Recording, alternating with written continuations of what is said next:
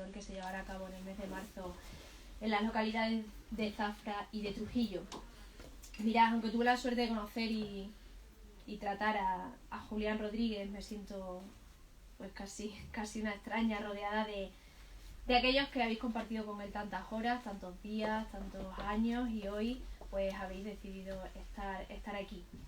Pero no me siento extraña del todo, porque creo que cualquier lector de nuestro tiempo, al fin y al cabo, se ha beneficiado del trabajo de Julián Rodríguez y a su manera lo ha podido conocer.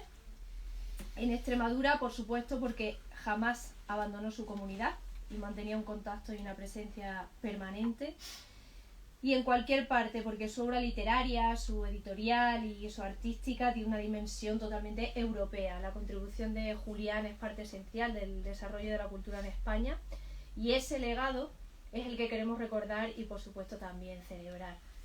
Porque entendemos que esta conversación, a propósito del diario de un editor con perro y de los estudios que reúne Ejercicio Sentimental, 2 libros publicados por la Editorial Regional de Extremadura, que, como decía Lola, es la editorial pública que depende de la Consejería de Cultura, pues debe ser una ceremonia, pero sobre todo una celebración, la del agradecimiento a quien hizo tantísimo por Extremadura y por la cultura en español.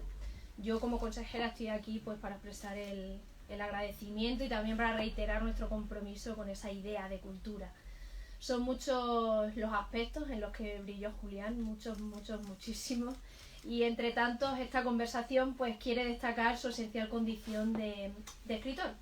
Quedan otros a los que queremos también atender o estamos atendiendo de alguna manera, como la exposición que en estos días se puede visitar en el Instituto Cervantes de Lisboa sobre su condición de tipógrafo y de diseñador gráfico, y que ha sido promovida también por la Junta de Extremadura. Sí, Julián era, jugando con el título de esta tarde, un universo en sí mismo. Quiero terminar estas palabras por supuesto, con el agradecimiento, Lola, y con un deseo. Nada me gustaría más que la cultura en Extremadura y en España se identificase con los principios y valores que celebramos en su memoria: la innovación, la calidad, la ruptura y también las propuestas que nos ayudan a integrar a todos. Este es mi programa para la cultura, el único que creo que es posible en nuestra contemporaneidad, y lo que nos enseñó Julián Rodríguez, y debemos aprender al final día tras día. Por eso no quiero tanto despedirme como volver a encontrarme con todos y con todas muy pronto, y si podemos hacerlo en Extremadura en el mes de marzo, como decía al inicio, que celebraremos ese Festival Internacional de Literatura en Español en marzo de 2023, apuntarlo así muy bien, y que está dedicado a las relaciones entre la literatura y el periodismo. Va a ser un programa completísimo en 2 localidades muy bellísimas, como decía, como son Trujillo y Zafra. Allí volveremos a encontrarnos lectores y lectoras, como siempre, pues muy abrazados en torno a los libros. Por mi parte, nada más. Muchísimas gracias. Gracias, Nuria.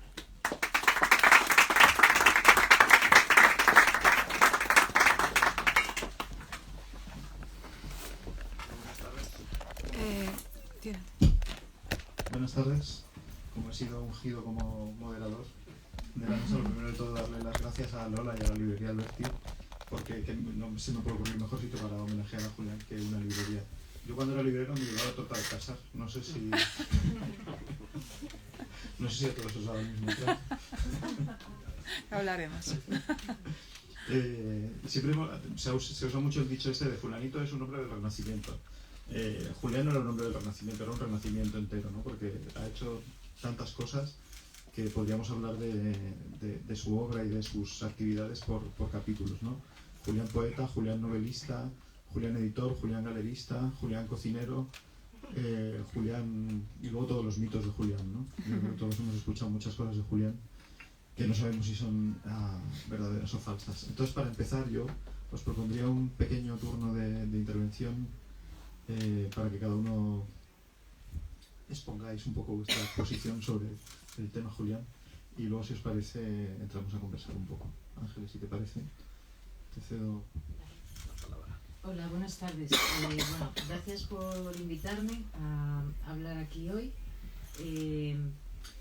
También me habéis invitado a participar en el libro, y intenté escribir varias veces, empecé distintos textos para hablar sobre Julián, pero bueno, para mí la muerte de Julián y también su vida y su trabajo pues tienen paralelos con asuntos de mi propia vida que me resultaba completamente imposible y me bloquean mucho, ¿no? Afectivamente, yo tuve una pérdida poco tiempo antes de la muerte de Julián, de manera parecida, y hay una resonancia ahí enorme que me hace que la misma intervención hoy aquí pues sea un acto, por una parte que agradezco, por otro también temido y también postergado, ¿no? Yo conocí a Julián por Constantino Bértolo, porque Constantino nos eligió a los dos como miembros del jurado de un premio Jaén de novela. No sé muy bien en qué año, la verdad yo no tengo ninguna memoria de los años, pero puede hacer, no sé, 15, 20 años de esto, seguramente más bien 20. Nos conocimos en el vetusto Hotel Condestable Iranzo de la ciudad de Jaén, el nombre lo dice todo, y hace 3 semanas estuve en el Hotel Condestable Iranzo. Estuve allí alojada de nuevo y cuando entré me dio un brinco el corazón porque caí en la cuenta de que llevaba en el bolso los diarios de Julián. Los estaba leyendo en ese momento y de alguna manera, pues en esa manera infantil, ingenua de una magia que deseamos y que esperamos cuando hemos perdido a alguien, ¿no? Y no lo terminamos de entender ni de procesar, pues bueno, me pareció que me reconfortaba. Aquella mañana Julián había vuelto a un lugar en el que estuvo, un lugar que por alguna extraña razón se mantenía tal cual entonces. Es un hotel oscuro, con sofás de cuero, espejos ahumados, mesas de acero y cristal, moqueta. Los decoradores no habían pasado por allí en estas décadas. No lo habían convertido el Hotel Condestable Iranzo en, como le gustaba decir a otro editor con el que trabajé cuando era muy joven, Jaime Salinas, que siempre decía entre cabreado y aspavientos, han convertido esto en un hotel valenciano. Pues no habían convertido aquello en un hotel valenciano, así que yo sentía los ecos de aquella reunión, que además ni siquiera recuerdo quién ganó el premio Jaén aquel de novela. Pero desde entonces, Julián me regaló alguno de sus libros y desde entonces pues siempre he leído los libros que él publicaba. Él me descubrió algo que yo no conocía, y que es que las cosas que nos pasan y que pensamos también pueden ser material de literatura y de novela, y que todas juntas hacen un relato con sentido, aunque parezcan muy dispares, y que además sirven para otros, ¿no? Pero hoy yo quería hablar de algo pequeño y cotidiano, como los objetos a los que Julián prestaba tanta atención. Cuando estaba buscando un poco también información sobre los libros para hoy, me encontré con la información sobre una exposición que me ha fascinado, que son Actos de Fe, Acciones Concretas, Julián Rodríguez, tipógrafo, y la información y las imágenes que encontré me encantaron. Es muy bonita. Ha viajado además a Portugal también, la exposición, y es una belleza. Me dio mucha envidia poder ser escritor, poder ser tipógrafo también, y decidir con qué letra van a ir los textos que tú escribes, el aspecto que tendrá, el tacto que tendrá, y convertirlos de alguna manera en un artefacto plástico, ¿no? y en un objeto que tú mismo defines también. Eso es algo que a mí me gustó desde el principio, de su literatura, de sus escritos, de su pensamiento, y es que hay algo en su manera de ver el mundo con lo que yo me identifico o me proyecto, y es esa atención a los objetos, ¿no? Creo que a Julián le importaba mucho la inteligencia de las manos, que es algo en lo que yo también creo. Y por eso, bueno, he querido hacer este recuerdo a su capacidad de artesano en la edición, como galerista también, y en esa manera de editar que es inventarte un libro como un jardinero, ¿no? Que cultiva, que poda, que riega y que cosecha antes de colocar este fruto que ha elegido de entre otros muchos en el frutero. En estos diarios he de decirte que dan una visión muy parcial de Julián. Es muy parcial, y esto no estaba yo muy de acuerdo cuando los leía. Aunque, como os digo, le conocí poco, porque nos encontrábamos a lo largo de los años en diferentes momentos de nuestras vidas. Me parece que hay, en fin, que es necesario mucho más para hacerse una idea de quién era Julián y de cómo era Julián y de lo que él le apasionaba tanto, ¿no? Del vivir y del compartir. No solo con los coetáneos, con los contemporáneos, sino compartir con gentes de otros tiempos, ¿no? Que te las traía al presente y las trae en sus textos como si pudiéramos hablar con ellos hoy, ¿no? Estos diarios, no obstante, a pesar de todo, y como tú has mencionado, Martín, y como en otros libros suyos, porque me fui a uno de los primeros que había leído de él, los primeros que publicó, y en efecto mi memoria no me engañaba. De lo que siempre habla abundantemente es de cocina, de lo que compra y de lo que come, de los kilómetros que recorre desde su casa en las montañas hasta los pueblos cercanos para proveerse de una col muy verde, de queso, de tomates de huerta, de churros que hace él mismo, de limones, de compota de manzana con canela, de migas con huevo, muchos mejores que las que había comido el día anterior en algún lugar que le había decepcionado completamente, de leche fresca, de pan, de mantequilla de Soria. La lumbre, el olor de las castañas, un poco de vino bueno, todo es sencillo y no envejece, escribe Julián en sus diarios. También hay recetas de arroz con bacalao y espinacas, de patatas con chirlas, de garbanzos con calabaza, de pasta con verduras a la brasa. Todo eso nos permite imaginarle cocinando, como podemos imaginarle encendiendo el fuego en una noche fría de septiembre, porque Segovia es así, en septiembre puedes estar completamente helado.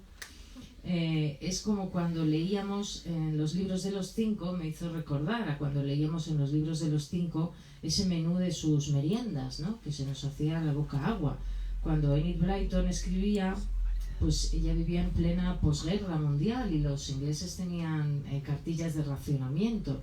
Y supongo que por eso estos niños, estos personajes, pues tenían estas cestas de picnic que ella describía con tanta parsimonia, y que ellos iban recibiendo con entusiasmo, ¿no? Regodeándose en esas descripciones que luego los traductores además todavía embellecían con mayor misterio para nosotros los niños españoles, ¿no? Como la cerveza de jengibre, los emparedados, el pastel de ruibarbo, el cordero con menta, la pasta de anchoas o los pastelillos de carne. Pues como a los 5, el narrador de los diarios de Julián le gusta comer.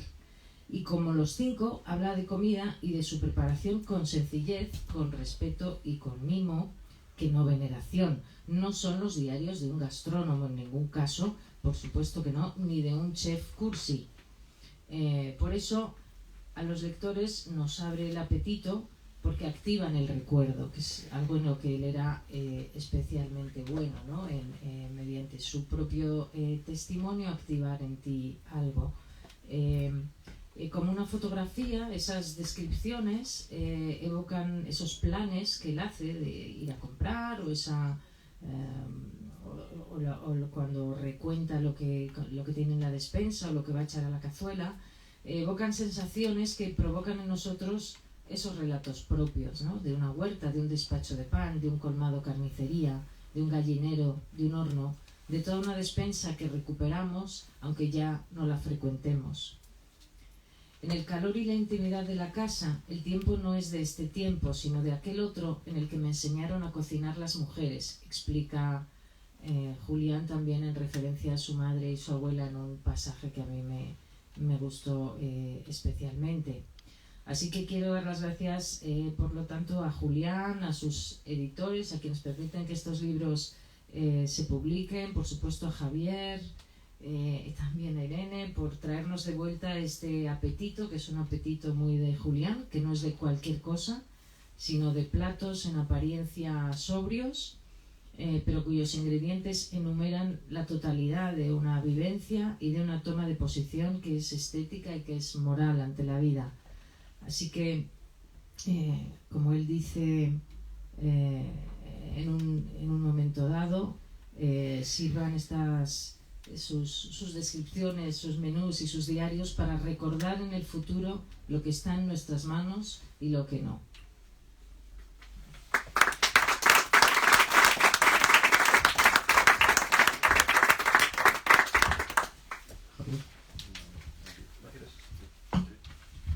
Sí, para arriba. Ahora. Bueno, muchas gracias. La verdad que mi vida entera es un poco un hotel condestable y tanto, ¿os lo oye? Sí. Y yo estuve en ese hotel con mi hermano, porque me dieron un premio en Jaén y siempre que nos daban un premio a él, o algo, que nos llamaban para algo, siempre íbamos en pareja, ¿no? Como la Guardia Civil. Y recuerdo haber estado allí y tal, ¿no? Entonces, me acuerdo que ese año había ganado Garriga Vela el premio de novela, que publicaba Debate, a Constantino también. Rodrigo Muñoz Avia el premio de novela juvenil. Y claro, no nos conocía a ninguno, ni conocíamos a ninguno. Y luego todo el mundo me decía, este chaval, ¿de dónde ha salido? Y era mi hermano, ¿no? Y yo, bueno, mi hermano y tal, ¿no? Porque claro, tenía como conversación para cada uno, una receta para cada uno, un libro para cada uno, un chiste para cada uno. Y bueno, era así, era un renacimiento, como dice Martín, al que le agradezco mucho el cariño de siempre y el cuidado que ha puesto en este libro, que bueno, yo creo que toma una decisión incompleta, como decía Ángeles, pero que deja abierto mucho material, mucho territorio. Era difícil hacer un volumen corto que tuviese una unidad y él ha optado por una parte que a Julián le importaba muchísimo y que ha leído perfectamente Ángeles, La Casa, El Campo, el Segovia, Zama, La Perra, La Comida. Mi hermano tuvo como, quitando a la familia, quitando a mi madre, quitando a mi abuela, tres maestros literarios, yo diría, Natalia Ginsburg, John Berger y Carlos Arguiñano. Yo lo recuerdo al final de la mañana, allí en el sofá, o haciendo, a veces antes de ponerse a comer, a cocinar con mi madre, viendo el programa de Arguiñano, ¿no? Entonces siempre experimentaba con nosotros y con estas cosas, y tenía mucho como editor también, yo lo he contado muchas veces porque era muy así, sus amigos yo creo que lo recuerdan así, tenía esta actitud de prueba esto, ¿no? O sea, ese prueba esto que dicen los cocineros, lo decía todo el rato y lo ejercía todo el rato, ¿no? Lee esto, escucha esto, y sabía que al que no le gusta, al que prefiere la carne al pescado, sabía el pescado.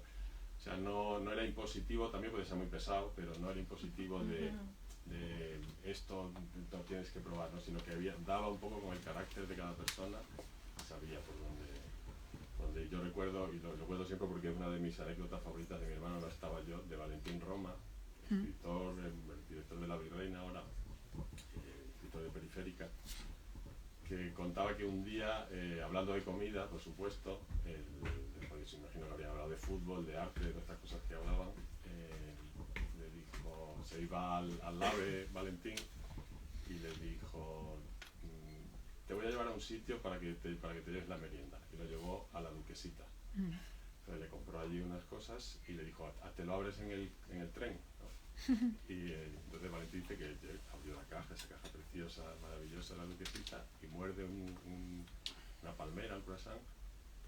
Y entonces, y la reacción de Valentín me comentaba, estoy a punto de decirle a la persona que tenía al lado, muerda y hablamos. Hablamos de la palmera, ¿no? Era un poco eso, ¿no? esta idea de la transmisión. Por eso para él era tan importante la librería y por eso agradezco tanto a Lola que nos acoja hoy, que nos haya acogido siempre, a la editora regional por el cuidado en su memoria, con todo lo que está haciendo, que es muy, muy importante. Él tenía también un sentido de lo público muy fuerte. La maravilla de que sus diarios salgan en una colección que diseñó él, con un dibujo hecho por él de Zama y cuidado por su gran amigo y socio también, Juan Luis Espada, que tuvo la idea de utilizar esa imagen de Zama, y a Martín por haber cuidado esa edición, y a Antonio Sáez, que no está aquí, pero es el autor de la edición de Ejercicio Sentimental, que es un trabajo enorme.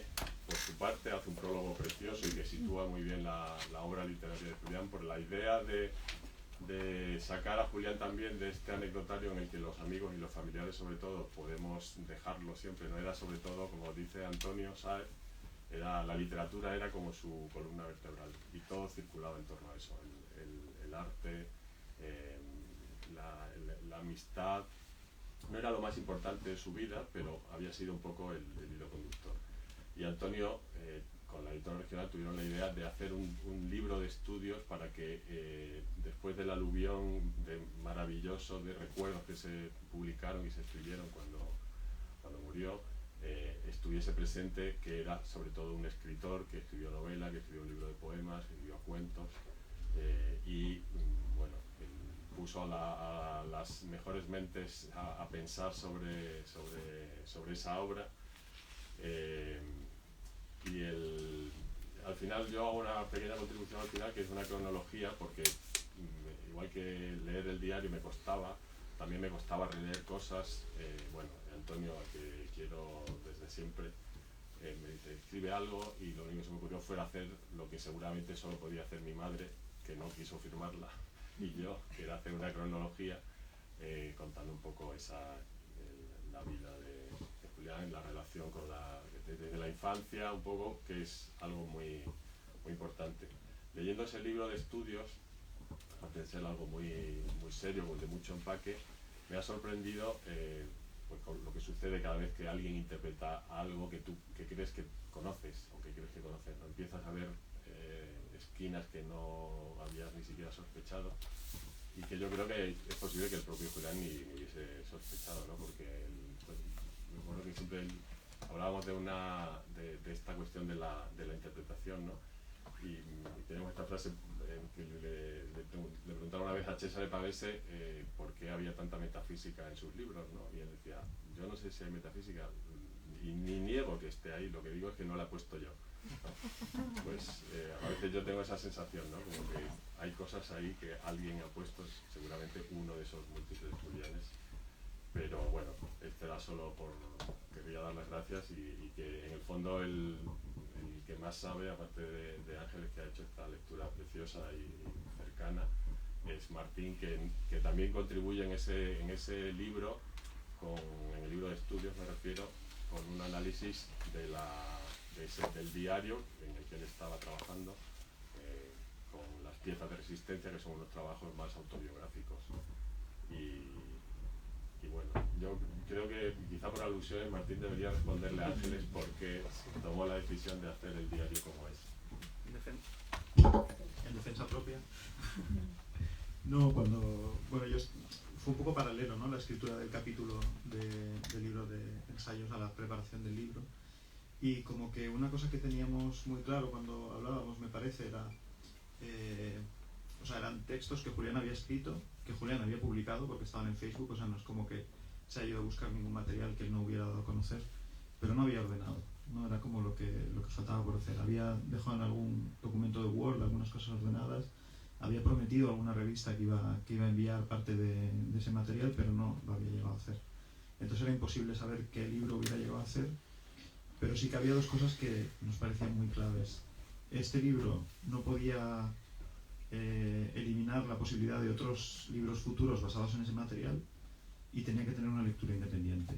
Y para darle una lectura independiente tenía que estar condensado en un cierto periodo de tiempo, porque si no, grandes saltos en un diario hubiera quedado como... O sea, no tenía que ser una antología de todo eso. Y lo que se nos ocurrió fue reducirlo los 2 últimos años a las notas de la Casa de las Montañas. Podrían haber sido muchas otras cosas. Podrían haber sido las notas de ciudades. Podrían haber sido las notas sobre fotografía, las notas sobre arte, casi hasta las notas sobre sillas, porque releyendo el diario de Julián se encuentra uno que es un experto en todas las cosas que uno se da cuenta que era experto hablando con él, ¿no? Entonces, bueno, había que tomar una serie de decisiones para que no se notara que habíamos tomado ninguna decisión, en el fondo. Yo lo que quería era que pareciera un libro en el que no se había intervenido nada, y lo bueno de tener que escribir el ensayito para este libro es que me permitía decirle todas las cosas que no, así me evitaba cualquier tentación de escribir prólogo, epílogo o lo que fuera y simplemente explicar que lo que habíamos hecho era tomar los brotes que estaban en el diario y pasarlos a una maceta mejor, que es un poco lo que creo que hemos hecho aquí. Es un capítulo de los diarios de Julián, quedan otros muchos para cuando se presente la ocasión, si se presenta, y creo que tiene unidad y que se lee como un libro que quién sabe lo que él hubiera hecho con él, pero todo lo ha hecho él, ¿no? O sea, no, creo que está bastante en ese sentido. Entonces, como la cosa es que dialoguemos, yo la pregunta iría por ahí, porque es verdad que lo que reivindica un poco el libro de ensayos es Julián como escritor, ¿no? De todas las cosas que fue, sobre todo era escritor, y cuanto más pasa el tiempo, más nos daremos cuenta que era escritor. Entonces os quería preguntar por las dos vertientes, ¿no? Por las novelas y por las piezas de resistencia. ¿Cuál es vuestra impresión como lectores? ¿Cómo se relacionan? ¿Cuál es la diferente visión que tenía Julián en estas dos vertientes de su escritura? También, si queréis, el libro de poemas, Nevada, que fue su otra... Bueno, también escribió una novela juvenil, escribió prácticamente de todo, ¿no? Hasta una guía de Cáceres. ¿Cuál es vuestra, en 5 frases, el Julián escritor? ¿Cómo lo resumiríais? Fácil. Bueno, el Julián escritor puede hacer que te intereses por cosas que no sabías ni que te interesaban, ¿no? Esa es una de las claves o para mí, o también del interés. Ya te digo que estos días he estado revisando, ¿no?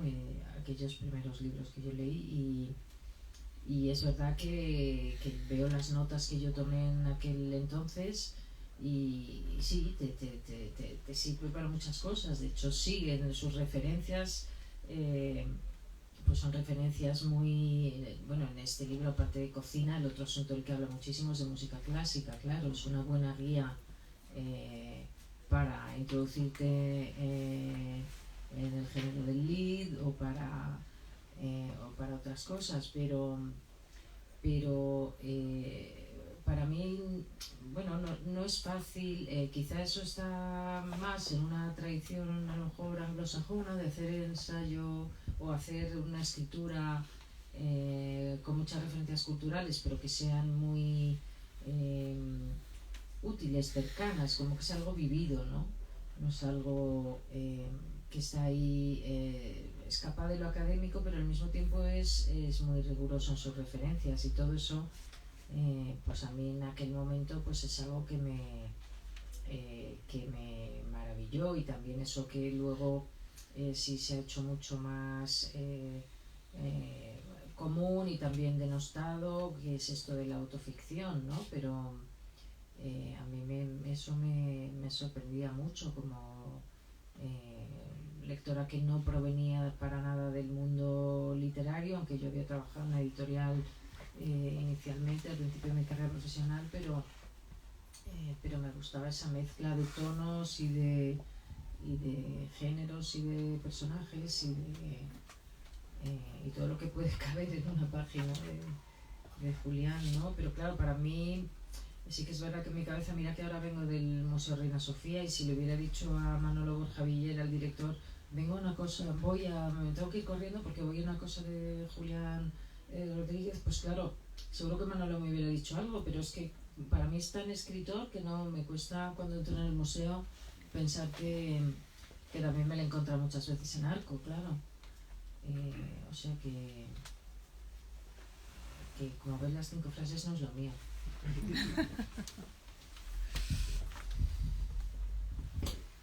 Sí, lo mío tampoco son 5 frases, pero no sé, la verdad que la la verdad que tú lo explicas mucho mejor, deberías responder tú mismo, porque lo explicas y haces unas páginas ahí muy agudas sobre el asunto, ¿no?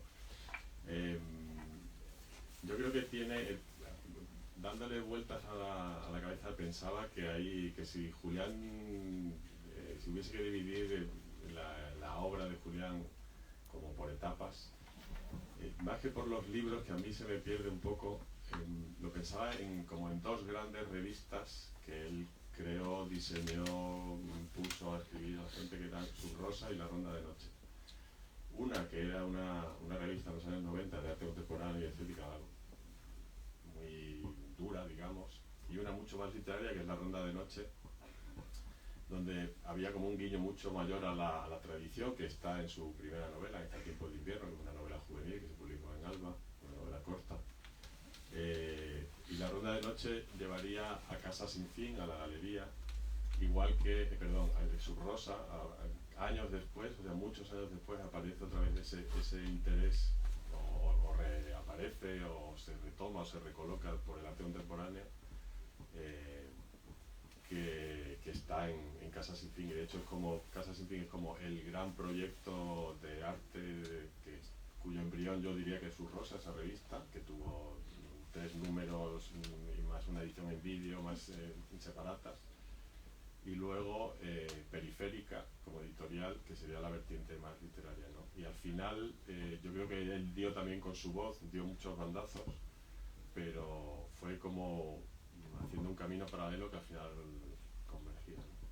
Y yo creo que siempre le interesó la visión, no tenía una visión del arte contemporáneo, por ejemplo, pasado por la literatura, como el que se puede tener, ¿no? Que es como si, digamos, en términos de pintura sería lo pintórico es pintoresco, ¿no? Y la literatura es lo literario. No, yo tenía como una idea de reflexión sobre cada cosa, y lo que sí le interesaba mucho era la visión de cierta gente. John Berger, por ejemplo, que es a la vez un autor muy importante para él como escritor, es un crítico, historiador, pensador, ensayista del arte muy importante, ¿no? De vertiente materialista, que era algo también que le interesaba mucho, ¿no? Y por eso hacía todo el rato esas conexiones. O sea, Casa Sin Fin era una especie de capítulo de Periférica, y Periférica de Casa Sin Fin siempre estaba trazando como líneas, juntando a la gente, pero lo había hecho incluso antes de que existiera la galería, ¿no? Aquí, por ejemplo, está Javier Codesal, y que recuerdo que él fue el comisario de una exposición en Barcelona, y además de hacer un texto, pidió a un montón de gente, entre ellos a Ángeles, que escribiese sobre una película de Javier, a mí también. Yo no conocía a los poetas de Javier, alguna película, pero entonces era como esta película es para ti, ¿no? Yo acababa de ser padre o de tener hijos pequeños, entonces era una película sobre unos niños que hacían lo mismo que mis hijos, pero cosas muy distintas, ¿no? Entonces, y vistos además por la visión de un artista como Javier, ¿no? Entonces trazaba todas estas líneas, desde el principio te daba a comer, te daba a leer, pero también te daba como a escribir, ¿no? O sea, yo seguramente habría escrito la mitad de lo que haya podido escribir si no hubiese sido él con una idea detrás, ¿no?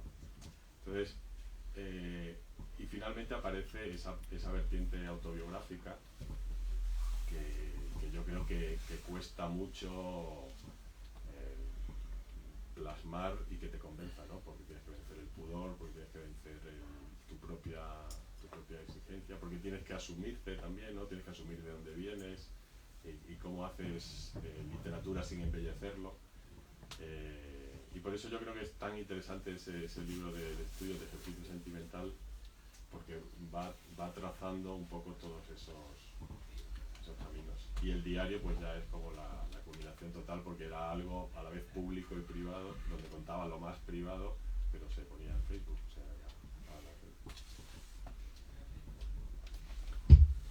de hecho, en los últimos años el Julián escritor quedó un poco tapado por sí mismo, por el Julián editor, ¿no? Julián tenía algo de visionario obrero. Cuando él hablaba del panorama editorial antes de ser editor español, siempre hablaba con nostalgia del panorama francés o del italiano, donde las editoriales grandes convivían con editoriales pequeñas, en un momento en el que en España casi no había editoriales pequeñas, ¿no? Había tipo Xordica en Aragón, o libros del PS en Asturias, o cosas muy pequeñas que no circulaban realmente a nivel nacional. Y entonces cuando él monta Periférica, no solo monta una editorial, sino que se inventa un poco con una distribuidora que está empezando en ese momento, ¿no? Con UDL, todo un circuito de editoriales de ese tamaño, crea contexto junto con otras editoriales afines y prácticamente se inventa ese circuito de editoriales intermedias, ¿no? Digamos, de tamaño media. O sea que realmente algún día creo que se hablará de la contribución de Julián al ecosistema editorial español, ¿no? No sé cómo veis el papel de Periférica y de la labor de Julián como editor, también como diseñador gráfico y como todas las cosas que se pueden ver en esa expo fantástica que estaba en Lisboa. Eso es fundamental, claro. Y ahora algunas de esas editoriales están siendo compradas, ¿no? Por grandes grupos. Estamos en un ciclo distinto.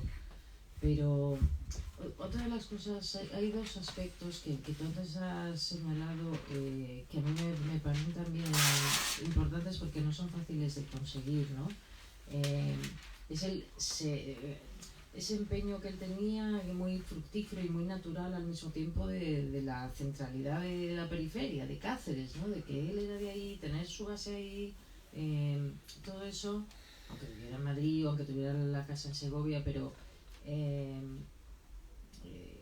hacer que sea relevante, ¿no?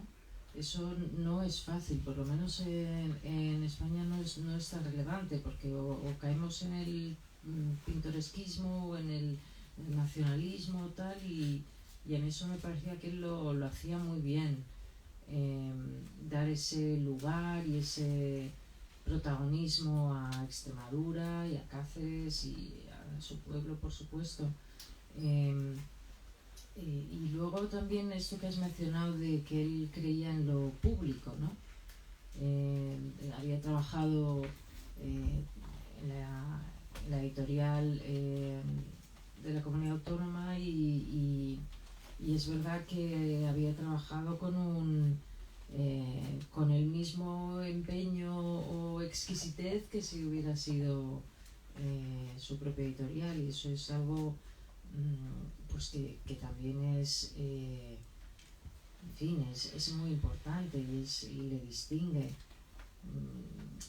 Seguro que hubiera podido hacer otras opciones y otras elecciones, porque una persona tan brillante pues tiene muchos caminos por los que puede tirar, ¿no? Pero no es tan sencillo querer, o sea, lograr mantenerse con esa independencia o con esa autonomía, ¿no? Que, bueno, cuando hay tantas veces que uno puede sentirse tentado en los vaivenes de tirar la toalla y demás, y es como que ese apetito cultural, esa curiosidad vital, pues lograba llevarla a buen puerto, y que todo, además, las actividades tuvieran una coherencia, ¿no? No, tú dices que si daba un poco bandazos al principio como escritor, buscando su voz, bueno, yo no lo percibo tanto, pero me gustaban esos dos aspectos, por ejemplo, de él mucho, ¿no? Como editor, yo creo que él hizo... Tenía como una... Yo creo que como no solo él y no solo Periférica, sino buena parte de las editoriales, creo que han ido ocupando huecos que dejaban las editoriales grandes, porque quizá el criterio empezaba a ser otro, que ya no era estrictamente literario, podía ser comercial, ¿no? Pero yo recuerdo que a él siempre le repetía algo que a sus propios colegas tampoco les hacía demasiada gracia, ¿no? Era cuando llegaba esta loa del editor independiente. Y él decía, ojo, que yo el catálogo que quiero es el de Alianza. O sea, si yo pudiese, y sí. O sea, ¿quién va a publicar Albert Camus? ¿Quién va a publicar Peter Hanke? ¿Quién va a publicar todo esto? Está ahí, ¿no? Y lo que sucede es que los grandes grupos empiezan a pensar que autores que ahora consideramos minoritarios no merecen tanto la pena, y por eso muchos terminaron pues, en Periférica o en otras editoriales, ¿no? Yo creo que ese es un fenómeno general. Él supo verlo, pero nunca hizo como una especie de bandera de eso, ¿no? Para él era un gusto pensar los libros, pensar cada cosa, pensar la imagen, pero casi ese trabajo de editor independiente era el que está llenando un hueco que que cree que tiene que llegar, ¿no? Por ejemplo, hay muchas apuestas de periférica, estoy pensando, por ejemplo, seguramente, aparte de Tú no eres como otras madres, esa coedición con Errata, la Yuri Herrera, el novelista mexicano, seguramente ha sido como el gran éxito, pero él siempre decía, hay una serie de libros que nosotros, Paca Flores y él, hacemos para los números rojos, o sea, lo sabemos, pero sabemos que tiene que estar. Ya llegará el momento, el primer año va a ser nefasto, da igual. Y eso que sabiendo que podría compensar con otras cosas, ¿no? Pero tenía esa dimensión un poco de creencia en la cultura y creencia en que había una serie de cosas que alguien tenía que atender, ¿no? También porque era como desde su propia pasión, o sea, yo recuerdo, siempre lo cuento, pero es así, ¿no? Es decir, igual que tenía una lista de nombres para cosas que terminan siendo cosas, o sea, Gabriel Bocángel era un nombre que terminó siendo un restaurante, porque casi ese poeta barroco nació para ser nombre de restaurante, pues tenía listas de libros que había leído, que estaban publicados en el extranjero y que estaría bien publicar, ¿no? Era como una especie de museo imaginario, vida imaginaria, que terminó siendo real de muchas cosas. En esa lista de nombres podría estar Números Rojos, porque es un bonito título, un bonito nombre para una editorial independiente. Otra de las cosas en las que Julián incidió, a lo mejor antes que otros, y pienso en un libro como Cultivos, pero no solo, también en otras cosas, es en no pensar que lo rural no era moderno, digamos de alguna manera, ¿no? Como que es parte de la identidad y merece ser tratado con la misma dignidad que otras cuestiones, ¿no? Algo que está ahora ya muy encima de la mesa después de los libros de Sergio del Molino por un lado, de María Sánchez por otro, de tantas cosas que han ido surgiendo en torno a esto, de reflexión y de literatura, pero ya estaba ahí en los Cultivos de Julián, ¿no? Un poco esta idea. Y además un rural real, moderno y muy real, que también es verdad que no se solía contar así, ni se suele contar así, ¿no? Y eso también para mí era uno de esos atractivos, claro. Que te descubre un territorio al que tú no hubieras llegado de otra manera, ¿no? Y sí, a mí eso también es una de las cosas que me cautivó mucho. Sí, yo creo que tiene que ver con el trabajo, ¿no? O sea, es la parte rural que tiene una parte de admiración por la belleza del campo y todo eso, ¿no? Y en el diario, por ejemplo, vuelve a estar seguramente porque él trabaja haciendo cosas, pero no trabaja para ganarse la vida como nuestros abuelos, ¿no? Entonces, esa dimensión con el trabajo, que tiene que ver otra vez con esa idea materialista de las cosas, creo que es lo que le da la autenticidad, ¿no? O la verosimilitud, no sé, algo le da, pero es eso, no es tanto una cuestión bucólica de que bien se está aquí, sino que, o sea, la gente sale sembrando patatas y sale esperando el coche de línea y hace frío y se transmite esa verdad, y en muchos casos está relacionado con el trabajo, no más que con la contemplación, sino con la labor. Bueno, pues igual ha llegado el momento de... Igual ha llegado el momento de, aprovechando que estáis aquí, si alguien quiere desde el público hacer alguna pregunta, comentario, reclamación, recuerdo.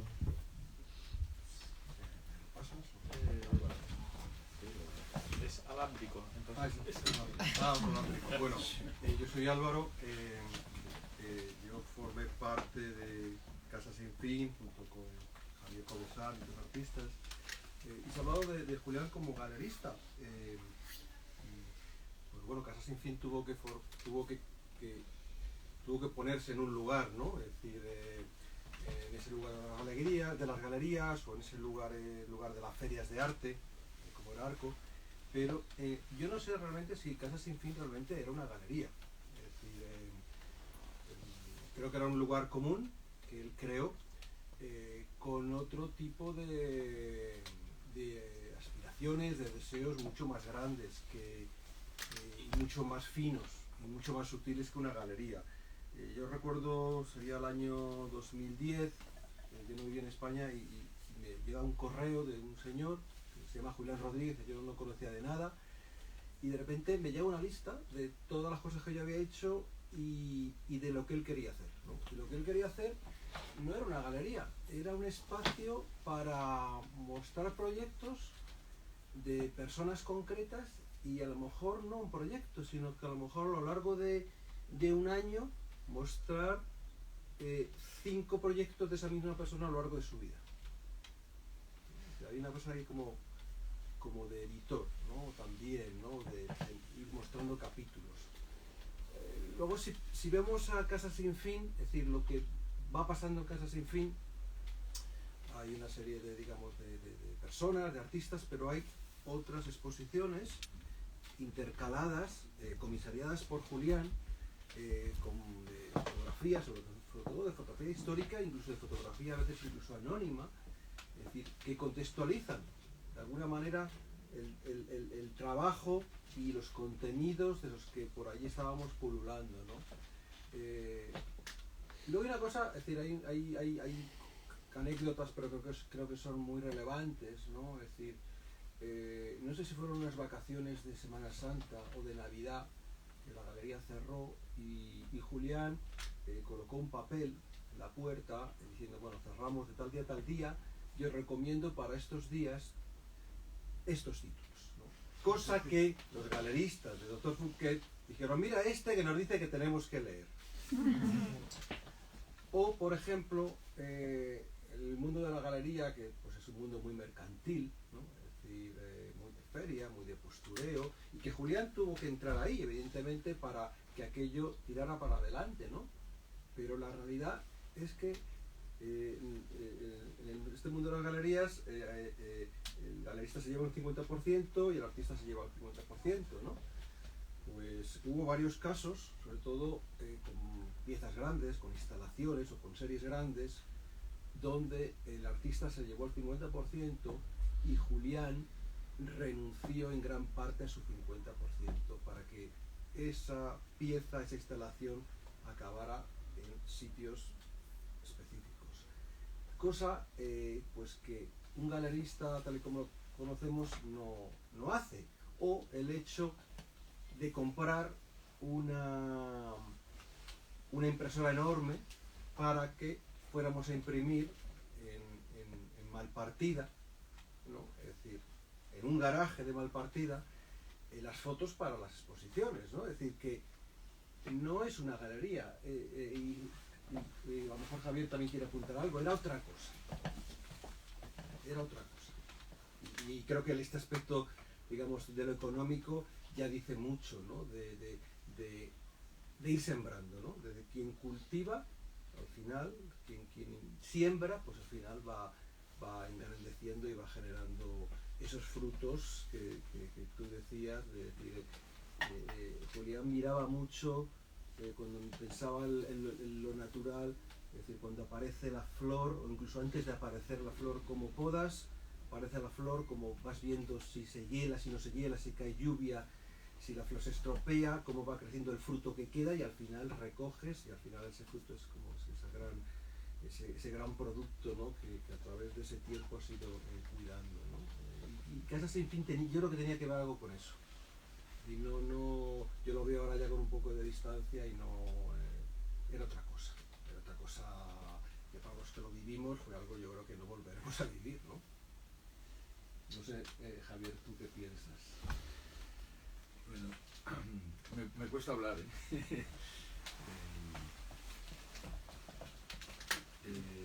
bueno, estoy de acuerdo con lo que dice Álvaro. Efectivamente no era una galería normal, era una galería, digamos, donde compartíamos tanto los artistas como el galerista objetivos comunes, ¿no?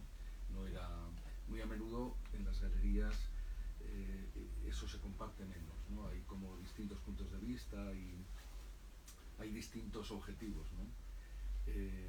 Y en este caso seguramente no era así. Y luego, claro, la complejidad, digamos, de los intereses de Julián creo que también ayudaba, ¿no? a crear una cosa, pues eso, más compleja, ¿no? En mi caso,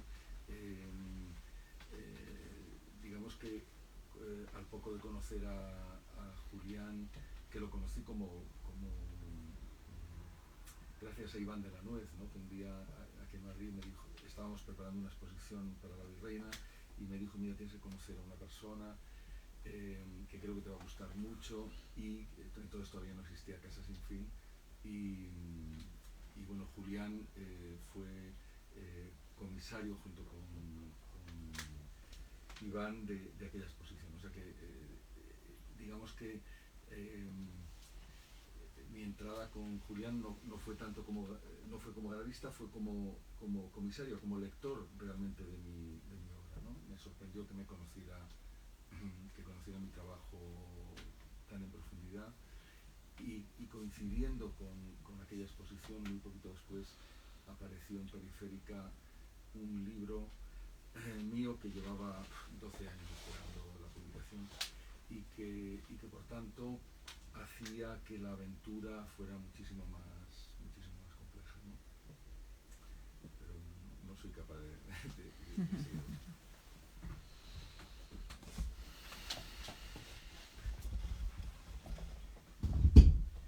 Tú mencionabas la transmisión y como que parece que siempre que hablamos de Julián sale la generosidad también, ¿no? No sé si podemos acabar con una ronda más personal, digamos, de Julianadas. En cuanto a generosidad, yo cuento una cosa que siempre cuento, que a mí Julián me montó una vida paralela una vez.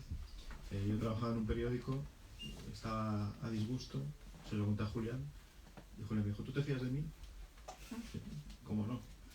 Y a poco tiempo, una semana, me dijo, mira, vas a dejar eso. Vas a escribir en esta revista, que es sobre viajes, sobre no sé qué, en esta otra sobre no sé cuánto, y eso sí, te tienes que venir a vivir a Cáceres. Te he encontrado una casa que luego debió de gustarle de verdad porque acabó quedándose con ella, y además hay una chica que es profesora de inglés. O sea que realmente era alguien que era capaz de montarte una vida alternativa, ¿no? No sé si tenéis alguna Julianada que compartir. Bueno, a mí las que más me gustan son las de los demás. Y recuerdo, por ejemplo, dos que tienen que ver con el arte contemporáneo. Me acuerdo que de ir a esta finca de cítricos que tiene Vicente Todolí en Valencia, en Palmera. Entonces, cuando hablando con él y tal, me dijo, hombre, tú eres el hermano del sabio. Y me llegaba como el sabio de broma, ¿no? Y me hacía mucha gracia porque, claro, me imaginaba que pasarían de hablar de arte a los limones y estas cosas, ¿no? Tienen como ese mundo del campo y lo entendía bien, ¿no? Y recuerdo otra vez en Casa Sin Fin precisamente una exposición de quizá de las últimas de Dani Andújar, que tenía unos trabajos suyos en la pared y luego como dos libros que eran como enciclopédicos rojos muy bonitos, viejos, como curvados por la humedad. Era casi una escultura minimal, una que era sobre comunismo y capitalismo. Y entonces recuerdo que fue Manolo Borja, precisamente el director del Reina Sofía, a la inauguración, y le dijo a Andújar, Dani, esto no me lo habías enseñado, no lo había visto yo, porque a él le gustan mucho los papelitos y tal. Y Dani le dijo, no, ni yo tampoco, si fue Julián que fue al estudio y dijo, estos serán dos esculturas en la exposición. O sea, tenía toda esa visión un poco de su mundo y del... Yo creo que Casa Sin Fin, que es otro nombre de una escultura de Tisle que también circuló por 1000 cuadernos, es un nombre muy bien puesto, ¿no? Porque esto, yo muchas veces cada vez que hay algo pienso, esto es Casa Sin Fin, ¿no? Esto mismo del Alberti es algo que no se acaba nunca, ¿no?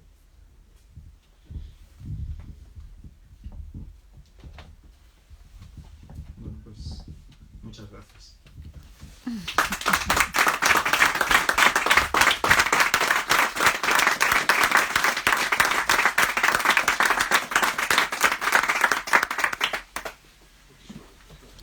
Pues muchas gracias. Javier ha traído unos ejemplares de la carta de Henry James a Fanny Stevenson como recuerdo y están en la caja para cada uno de los que queráis.